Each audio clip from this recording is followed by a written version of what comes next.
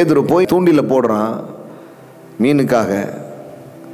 ஆனால் இயேசு சொல்கிறாரு, அந்த மீன் வாயை திறந்து பாரு, அதுக்குள்ளே வெள்ளி பணம் இருக்கும் அப்படிங்கிறாரு.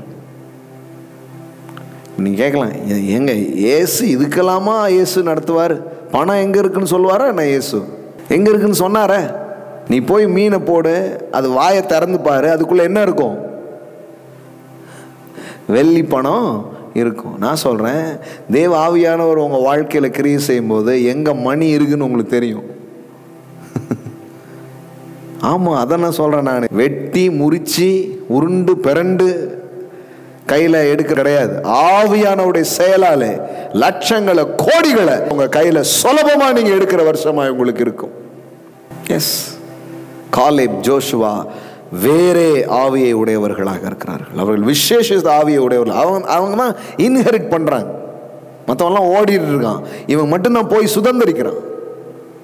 தேவனுடைய ஆவியானவர் உங்கள் வாழ்க்கையில் வரும்பொழுது நீங்கள் சுதந்திரிக்கிற மக்களாக இருப்பீர்கள். நீங்கள் இன்ஹெரிட் பண்ணுவீங்க. நீங்கள் எல்லாத்தையும் எடுத்துக்கொள்கிற மக்களாக உங்கள் வாழ்க்கையில் அப்படிப்பட்ட செயலை ஆவியானவர் செய்கிறத நீங்கள் பார்க்க ஆரம்பிப்பீங்க.